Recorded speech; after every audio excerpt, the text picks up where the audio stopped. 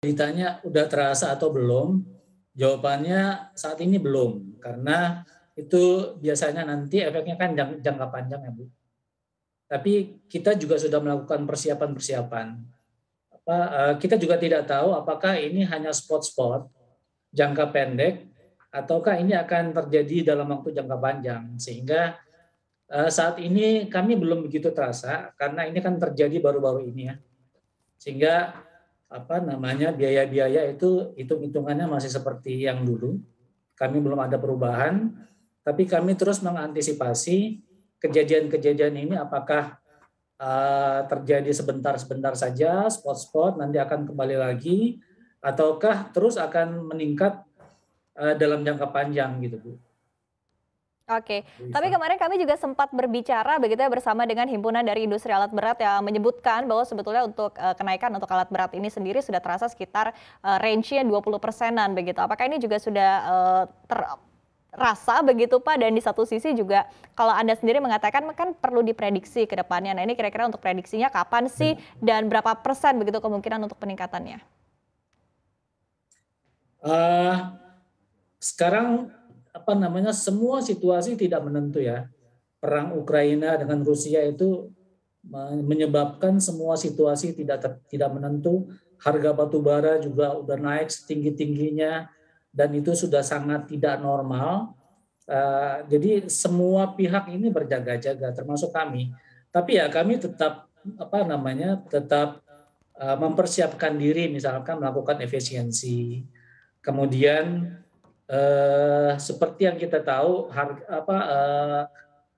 khususnya untuk tambang batu bara ya, biaya terbesar adalah kan solar. Nah, kita melakukan efisiensi penggunaan solar dengan menggunakan metode-metode yang sudah kita pilih. Kemudian untuk spare part kita sudah mulai untuk mempelajari bagaimana memodifikasi spare part, melakukan re-engineering, melakukan rekondisi kembali gitu. Tapi ya kemungkinan terburuknya kalau harga terus naik, spare part naik, ya kami sebagai penyedia jasa tambang harus melakukan negosiasi dengan klien kami seperti itu. Apalagi sekarang kan harga naik, harga batu bara naik tinggi, klien kan pasti menikmatilah harga tinggi. Ya. Nah, kalau kami merasa kesulitan, selain melakukan efektivitas, efisiensi, tentunya kami harus bicara dengan klien bagaimana dengan kenaikan spare part ini yang terdampak pada kami, gitu Bu. Oke.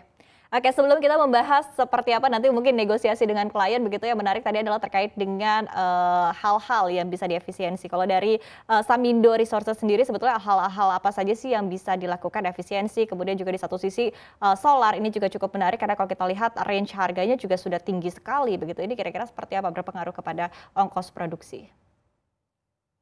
Yang pertama, yang saya sebutkan tadi solar ya.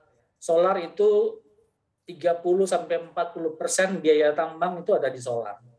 Nah, kami melakukan efisiensi dengan menerapkan yang kami sebut energy management system atau efisiensi solar.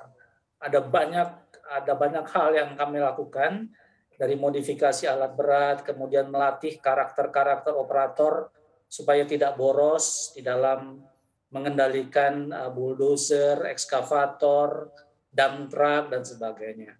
Kemudian sampai penggunaan solar cell ya, solar energi untuk lampu-lampu di tambang, kemudian modifikasi genset dan sebagainya. Yang kedua, kami coba untuk melihat spare part yang kami bisa rekondisi Bu. Jadi kita tidak langsung buang, tapi kita lihat kalau masih bisa dikikis, kemudian di re-engineering kembali, itu kita lakukan. Yang ketiga, kita coba untuk mengurangi ketergantungan kami terhadap subkontraktor. Kan kami menggunakan alat-alat seperti Komatsu, Caterpillar, kemudian Hitachi ya, itu Hexindo, UT, dan Trakindo. Nah, sebelumnya kami full menggunakan jasa mereka. Nah, sekarang perlahan kami coba sebagian kami ambil alih, kami lakukan self maintenance dengan melakukan hal-hal itu. Nah, mungkin itu yang bisa kami lakukan untuk efisiensi biaya dalam menyikapi kenaikan harga-harga seperti saat ini. Kira-kira Oke. gitu.